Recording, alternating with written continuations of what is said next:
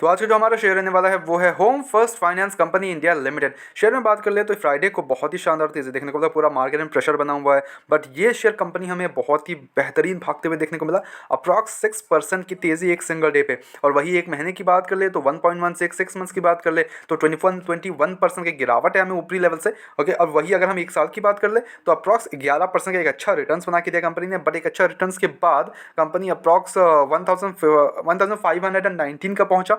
वहां से फिर हमें एक अच्छा करेक्शन देखने को मिला शेयर में, और कंपनी कंटिन्यूसली करेक्ट हो रही थी। उसके बाद अब जाके फाइनली हमें छोटा सा रिवर्सल देखने को मिला। तो क्या ये रिवर्सल कंपनी कंटिन्यू रखने वाला है?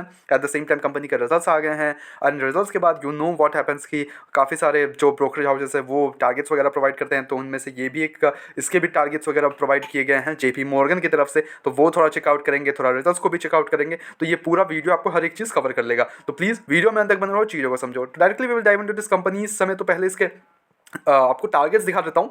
ओके, उसके बाद हम चलते हैं इसके रिजल्ट्स पे। तो यहाँ पे कंपनी जो टारगेट रख रही है Morgan Stanley obviously, and Morgan Stanley approx sees 48% upside from the current price.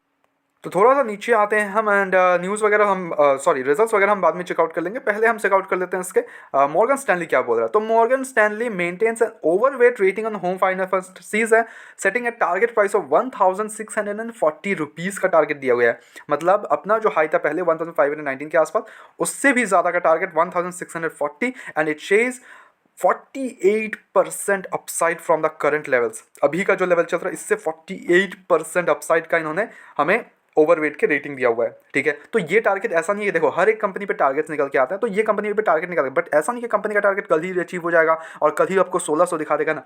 It will take time, so you have to have the patience.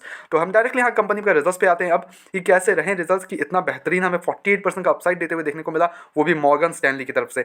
तो डायरेक्टली आते हैं रिजल्ट्स पे इस बार के दिसंबर क्वार्टर के। तो यहाँ पे जो रेवेन्यू है कंपनी का, सारे फिगर से यहाँ करोड़ में होंगे, just to let you know. दिसंबर की बात कर ले तो यहाँ पे 406 करोड़ से 482 करोड़ का होते हुए देखने को मिला। Now that's a great jump है। At the same time obviously बात है कि रेवेन्यू जब एक्सपेंस इंक्रीज हो रहे हैं तो एक्सपेंसेस इंक्रीज होना काफी लाजमी है। तो 81 करोड़ से 102 करोड़ हो गया, जिसके कारण जो फाइनेंसिंग प्रॉफिट है कंपनी का वो 132 करोड़ से 189 करोड़ का होते हुए देखने को मिल रहा है, जस्ट विच मेक्स फाइनेंसिंग जो मार्जिन हो गया कंपनी का वो अच्छा बढ़ गया है, 33% से 39% होते हुए देखने को मिल रहा है। और यहाँ पे बहुत ही बेहतरीन हमें एक फाइनेंसिंग मार्जिन के साथ फाइनेंसिंग प्रॉफिट का देखने को मिल रहा है। अब आते हैं कंपनी के नेट प्रॉफिट पे, ये कैसे रहे इस बार के नेट प्रॉफिट कंपनी के। मोटा मोटी net profit, I am not talking about profit before tax and all, ठीक है, ज़्यादा लंबा हो जाएगा तो मैं वो नहीं बात कर रहा। नेट प्रॉफिट में आते हैं जो मोटा मोटी मिलता है कंपनी को।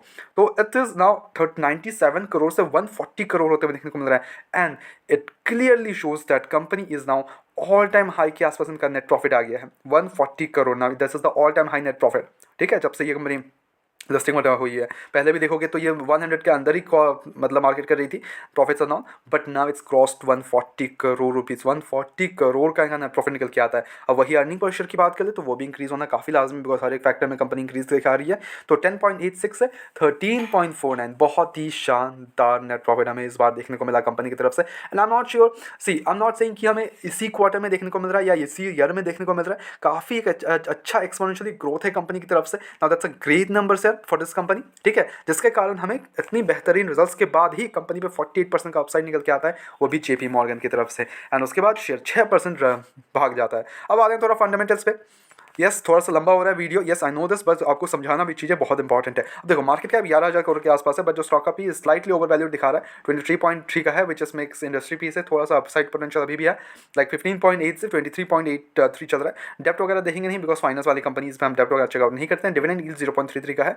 अब यहीं पर ऑपरेटिंग मार्जिन की बात करो तो 79% है ऑपरेटिंग मार्जिन कंपनी का, great numbers. Profit growth 37%, great numbers.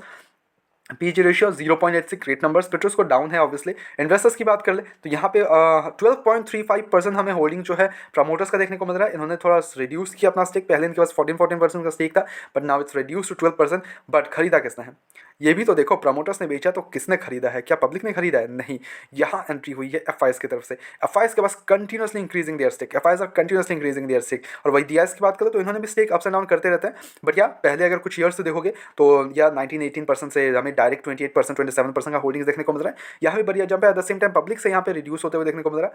Public यहाँ पे पता नहीं क्यों बेची जा रही है, ठीक है, कंपनी कंटिन्यूसली यहाँ पे सेल ऑफ देखने को मिल रहा है कंपनी का पब्लिक की तरफ से, यानी कि हम और आप जैसे रिटेल इन्वेस्टर की तरफ से।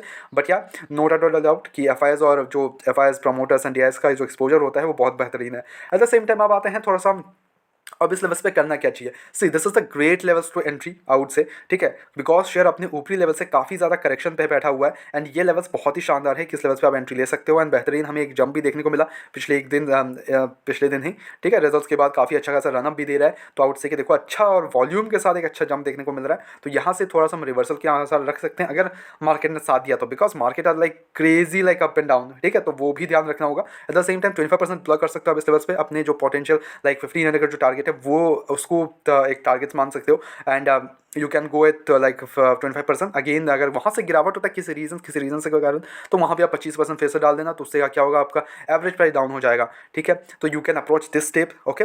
एंड अगर आप ऑलरेडी इन्वेस्टेड हो, निचले लेवल पे खरीद के रखा है, तो भाई आराम से बेचो, आराम से बैठो, बेचने कोई मतलब नहीं बनाता, बिकॉज शेयर बहुत बढ़िया है, कंपनी के फंडामेंटल स्ट्रॉग है, results are very strong, but हमारी तरफ से यहाँ पे कोई बाय एंड सेल कमीशन बिल्कुल भी नहीं होनी, suggestion, so please take it as a suggestion, अपने एजुकेशन पर्पस के तौर पर वीडियो को देखो, go head your own researches as well and then please make you the investments, okay.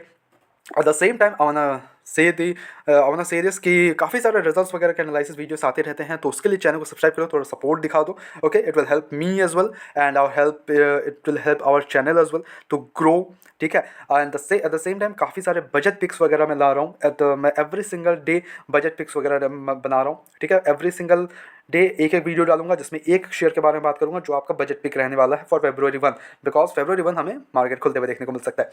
मिलता है नेक्स्ट वीडियोस में, don't forget like the video and subscribe the channel.